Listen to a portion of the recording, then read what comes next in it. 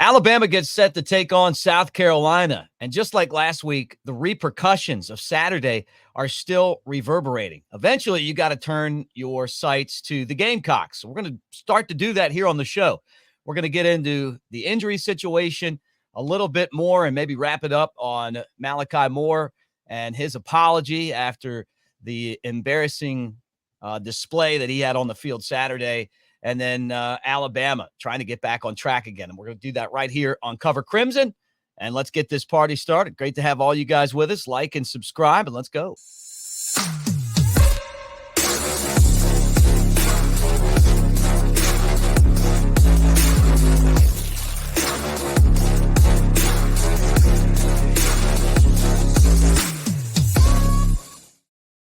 He's Clint Lamb. I'm Mick Gillispie. Great to have you guys here on Cover Crimson. And check us out on covercrimson.com as well, brought to you by mybookie.ag. Clint, right off the bat, let's get into the injury situation. Alabama heading into South Carolina. How healthy is this team? Who will be available and who won't be available? Yeah, so Kane Womack on the SEC coaches teleconference today, he did mention or was asked about Kendrick Law and Kobe Prentice.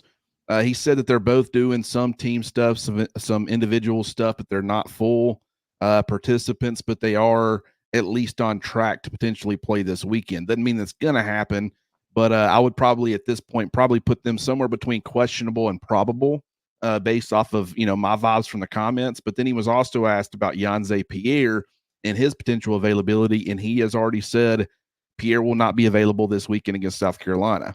He said they'll kind of take it from there, find out where he's at next week. So it might not be, it doesn't seem to be season ending. It doesn't seem to be something that will be probably super long term, for at least the immediate.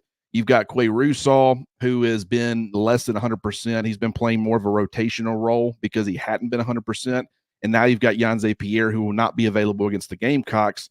That's probably going to put a little bit more on Quandarius Robinson and Keanu Coots' shoulders at that Wolf spot. But hopefully Russaw being a week further removed from the injury, maybe he looks a little bit healthier and can maybe do a little bit more. You can probably feel really good about him and his health when he returns to the starting lineup and he's that main Wolf, because that's really, in my opinion, where he deserves to be. And we just haven't really seen him working in that type of role the last couple of games. So yeah, no Yhonzae Pierre. Things are looking pretty promising for the two wide receivers, but we'll have to wait and see. All right. We hope that Alabama has some other guys ready to catch some passes. Good thing that Ryan Williams is still there, but maybe more Emmanuel Henderson, who's shown flashes of some ability. The tight ends both got in the mix last week against the Vanderbilt Commodores, and we've kind of been talking about it. I mean, this Vanderbilt Commodore game, as you try to move past it, the repercussions of this thing just continue to go out. Now, I feel like we're kind of at the end of it, and it's time to turn the page. But we really never had a chance to comment on Malachi Moore, who was interviewed yesterday. Our EG was there. She comes on our show constantly, and they were asking him questions about what happened Saturday. He apologized again. Seems like he's pretty sincere. And it just feels like it's, for Alabama, it's time to move on. And I guess to me, Clint, is anyone that wants to compare this to having, Barrett Jones and AJ McCarron pushing each other and stuff like that, you can't. I mean, this is a totally different situation. But at the same time, and I've said this the entire time, and I want to get your opinion, is that if there's one guy that deserves a mulligan, it's him. And he can totally turn this around and make this a positive by the way that he plays and the way that he conducts himself the rest of the way. Yeah, I think he does deserve a mulligan. And, I understand where people are coming from with the frustrations from it.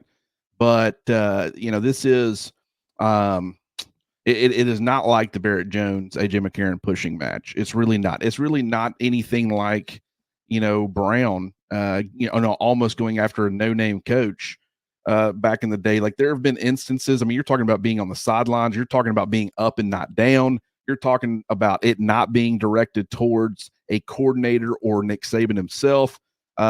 So just, I mean, there might have been some stuff that maybe happened, stories that you hear behind the scenes of players maybe disrespecting Saban or coming after him or whatever, but doing it in front of everybody on national television, both, ignoring your head coach and your defense coordinator. That is different in my opinion. But with all that being said, we are moving past this. It was a huge talking point because of what it could potentially mean for the team. Mm-hmm. It's not that we just want to have the story and run with it and talk about it. Is there underlying issues with maybe respect? When you see something like that to that degree, you're going to have those questions. I don't think that's the case the more we've found out about it. I think Malachi's handled it well. I think the coaching staff has handled it well as far as, he said that there were repercussions for him personally. That was handled internally. That's what we've said all along. You got to do something, but it is not up to, you don't have to do anything or show us anything. If you want to keep it private, that is fully your right. Nick Saban did that a ton. And so they were completely in their right to be able to handle it that way. And it seems like it has been handled. So I think the more important part of the conversation regarding Malachi now is just what he said about what, they're going to be focusing on defensively moving forward to maybe prevent last week from happening. So, I wanted to more so talk about that than what actually happened with his, outburst or whatever. But it is very intriguing, and it's going to add to the conversation. Yeah. You can't make excuses for that type of behavior, but you can forgive it. And I think that's where some people that I read your comments, not necessarily on here, but on Twitter and places, you're misconstrued. Like, look, you can. There's just no excuse for pushing a player's head into the ground and kicking a football and not coming off the field. But at the same time, take responsibility. He did that. I think all of us feel really comfortable about the sincerity that you can tell he has. And we knew he would. I mean, no one ever questioned him not being a great guy, but that was a bad moment. And, attacking the guys that, like Mike and Damian Harris for standing up for this football culture is the wrong thing to do. Hey, look, they're going to hold you accountable at Alabama. I mean, there's too many guys that have too many championships and spent too much time in the NFL to sit there and watch that and not want to jump up and say, hey, man, that ain't the way we do it. Now, that stuff probably's happened, and I've heard that it has happened in the locker room. Keep it in the locker room, man. With that said, though, man, I'm excited about Malachi moving forward because I'm sure that him and the defense are going to have something to prove, and it starts against South Carolina. And one of the things he talked about, and I don't think he meant to put himself in the middle of another controversy for say, but he started talking about the defense needing the plays faster from Kane Womack. And I'm thinking for Kane Womack now, you got the second half of Georgia, which was dismal, right? Then you got the Vanderbilt game, which was pathetic. And then you get on top of that, and somebody sent me a meme, a Scooby-Doo meme where they pull off. Did you see this? Where they pull off Kane Womack's face and it's Pete Golding. I mean, and then one of your player that threw a fit on the field tells everybody that, we're just frustrated because we can't get the plays in fast enough to do anything about it. And I could see that. And that may have led to just kind of losing it and melting down. I think that makes sense to me. Well, I mean, what it would do is it would at least point to why his frustrations might have been. It wasn't just that he was mad at the world and he chose to ignore his coaches. Maybe he was mad at the time, or at least directing his anger towards his coaches because he felt like they contributed to the problem. Not justifying that in any way, but it would just make more sense why he would be in the state of mind where he wasn't wanting to listen to anybody at that point. But, and I'll go ahead and read the exact quote so people have it. So he said yesterday and he was asked about this. He didn't willingly offer up this answer. This was just, what do you focus? What is the defense focused on, or what can be better, moving forward? And he said, I just think sometimes we get the call in a little late. So it gives us a little anxiety of not knowing what the offense is going to run or adjusting to their formations. But Coach Womack, that's kind of was his style of calling, wanting to put us in a perfect position. He knows we're at Bama now, and he has a lot of pieces. He doesn't have to compensate for anything as long as he gives us the call and allows us to get our feet in the dirt. We're going to be great. And then later on, he was, followed up and asked about a little bit more. And he said from the D-line all the way back to the secondary, they're wanting to get the calls in sooner. And that's something that he's talked to the players about, and that's something that he's talked to the coaches about. And so, I think that's really interesting because there are a lot of times on film when you're watching, guys are still getting calls in and they're still needing to be communicated, but you're also adjusting to things that the offense is doing. You're looking at their formation. You're trying to process. Okay, I've seen this formation on tape. I've seen this situation at 2nd and 6. They're in this formation. This is what they're probably going to be doing. You're trying to process all that, and when you don't have a lot of time because you're focused on getting the play call, that hurts your ability to do that. It would make sense, in my opinion, why guys were playing kind of catch football a little bit, like Jahad Campbell. Didn't play his best football at all. But if you turn on previous tapes, I mean, it's the polar opposite. So what went wrong here? Mick, what are your thoughts on that first before I share mine? Well, yeah, and I was going to ask you too to kind of get into what you saw on film. And there's a great show that you guys can check out here on the channel where Clint just breaks down a few plays and kind of illustrates some of the stuff that we're talking about or will be talking about. And also, Clint went through and basically logged every play of the game, all the snaps. So check that out, covercrimson.com. And that's our site we're building. Some of you guys are already a part of it. And if you are, thank you. Thank you for being a part of what we're doing. Thank you for being a subscriber. If you get the annual subscription, boom, you get this t-shirt right here for doing it, or you can sign up for $1. But it means a lot to us. We're working hard to just continue to build this site, and we want you guys to be a part of it. Now, with that said, I saw, to me, I felt like they didn't have the energy that you have to play a game like this. They came in flat-footed. I've said that they looked hungover to me. I'm not going to buy into Vanderbilt had better players and beat up on Alabama and would do that 10 out of 10 games. I think that if this game would have been before Georgia, they probably would have played better. And I think that winning that Georgia game, dealing with the media, got a little bit, my dad used to say, got the big head. And I feel like that's what happened. I think they got the big head. Saban used to take a pen and pop that big head. That was what he was really good at. And I think that Coach DeBoer will learn from this, and this program will learn from this, which I still feel like Alabama is a team that is going to win a national championship or come pretty darn close to doing it. Now, with that said, this was an enormous setback. The defense just seemed to be flat-footed. They didn't know how to attack the triple option. And Kane didn't make the adjustments, or the players didn't execute the adjustments, which really surprises me. And the fact that those guys were getting pushed around, to me, was when people watch it, that's why they're like, hey, Alabama just got whooped. Hey, Alabama just got whooped. But I feel like the reason is because they weren't mentally prepared to go into that game and physically dominate, push guys back into the quarterback, win the line of scrimmage battle. To me, it's kind of, when you start knowing what to look for, it tells a story. And when I went back and I started watching, I would give Brooks Austin, he does a phenomenal job. But I saw something that he posted. It was a screenshot of a play or a formation that Vanderbilt was in. They were in 30 personnel, which means 3 running backs, 0 tight ends. And Alabama was out there running their standard nickel 4-2-5 defense.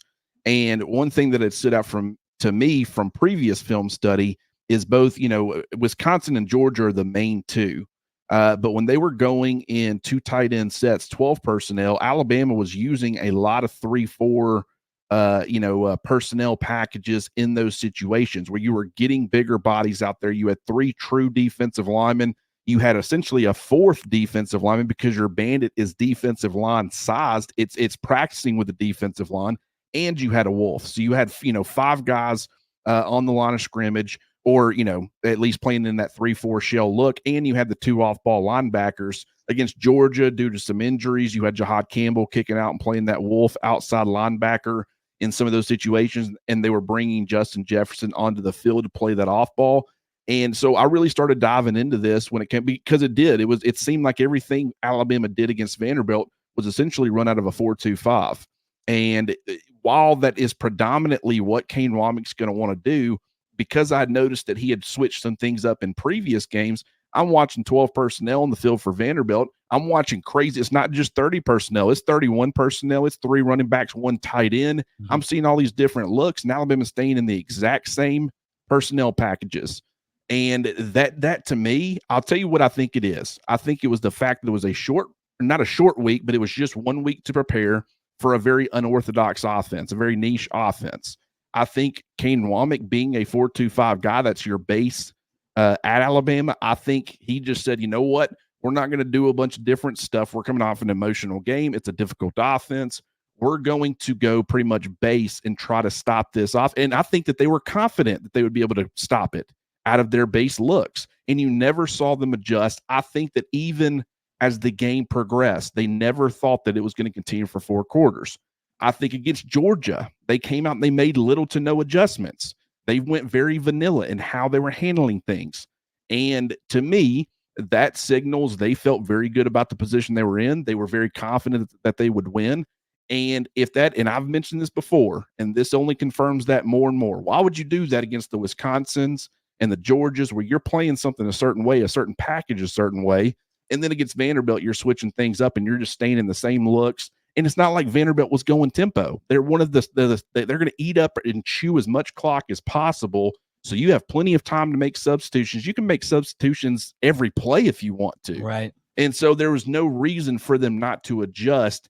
And I think, Georgia ran into this situation against Alabama in the SEC championship game a few years ago, where I think because Alabama's offensive line had struggled so much, and especially the week before against Auburn, they had gotten destroyed in Jordan-Hare Stadium. I think Georgia thought we can be very vanilla and our guys can beat their guys. And they also knew they had a mulligan, and I think that plays a part in it too.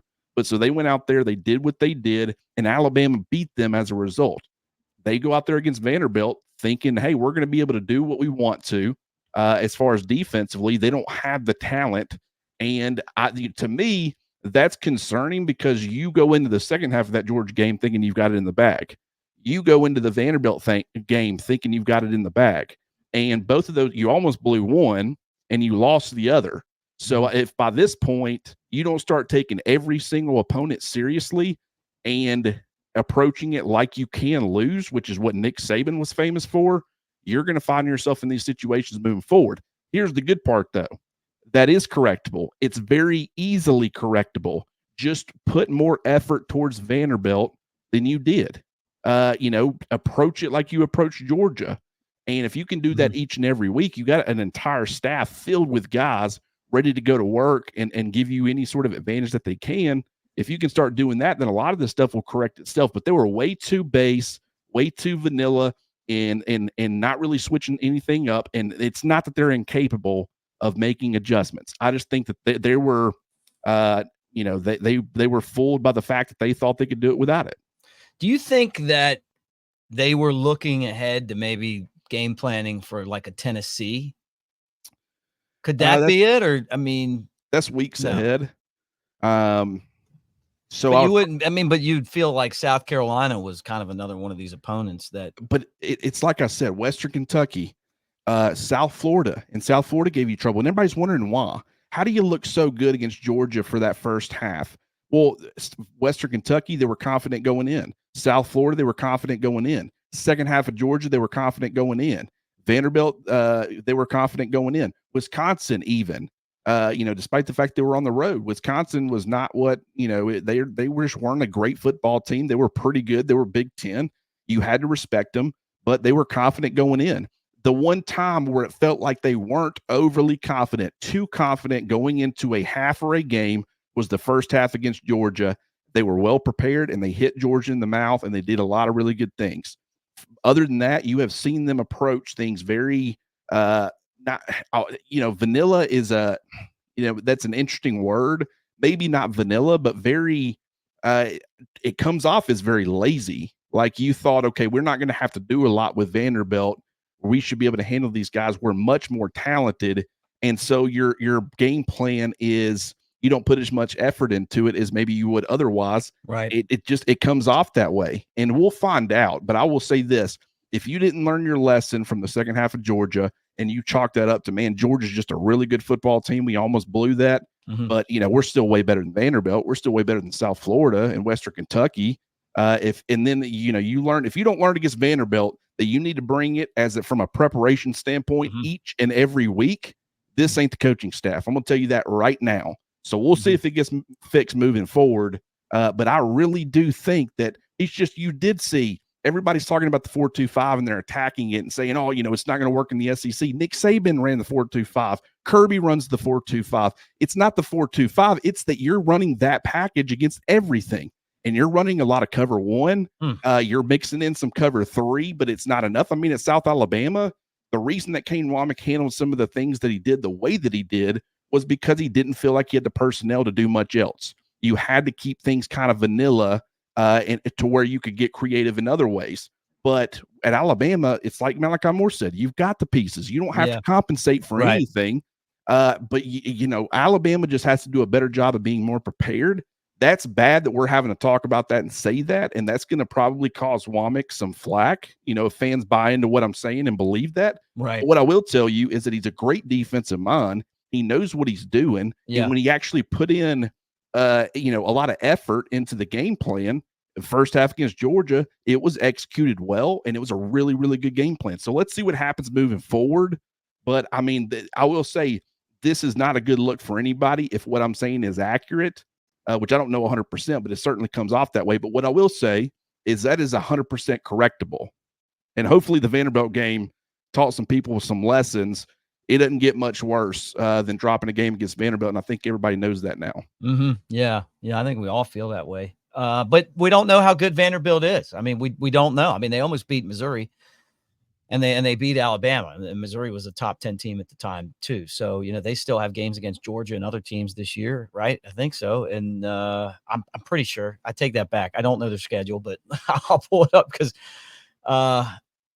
but we even as I do that, the bottom line is this, is that to us today, it seems like one of the worst losses in Alabama football history.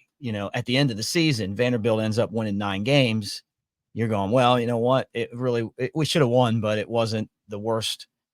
It wasn't the worst loss in team history. Now, with that said, I'm looking at the schedule now. So they got Kentucky, Texas, Auburn, South Carolina, LSU, and Tennessee. So they don't play Georgia, but they still have a bunch of tough games left. Tough games. So we'll see what happens. We'll see who they are. We're trying to figure out who we are as Alabama, where you go from beating Georgia, ending their long streak of wins, to losing to a team that never wins games in the conference. It is frustrating. Now, the other thing is Kalen DeBoer. We like Kalen DeBoer. I still believe in Kalen DeBoer, but it's been a tough week for him. Okay. He's been criticized for wearing a t-shirt. And I know, it's like, well, does that matter? Does that not matter? I think people were just saying, hey, look, even if you wear a t-shirt, that one was not flattering. And then when you're losing, it kind of gave off that Mike Dubose type of feel to it, vibe, I guess, to some people. It wasn't anything that I paid attention to, but it's worth mentioning because there are a lot of people that have mentioned that, they want their head coach to just look a little bit like maybe put a polo on. Okay. So he's criticized for that. Then the handling of the entire situation with Malachi Moore, did he do the right thing? Did he not do the right thing? How would, Saban would have done this. Saban wouldn't have done this. Who knows how that would have gone down, but it's the way he did it. And the one thing that you can't say is that either guy wouldn't have gotten the players back. Saban proved that over and over again. DeBoer did it his way. And I just don't think DeBoer's ever going to do anything to publicly embarrass anyone. But I also could tell that there's a debt of gratitude that DeBoer has towards Malachi Moore that I respect. Okay. But that still makes it a tough week for him. Now his defensive coordinator is being picked apart and he's not getting the plays in time. Now we go to South Carolina.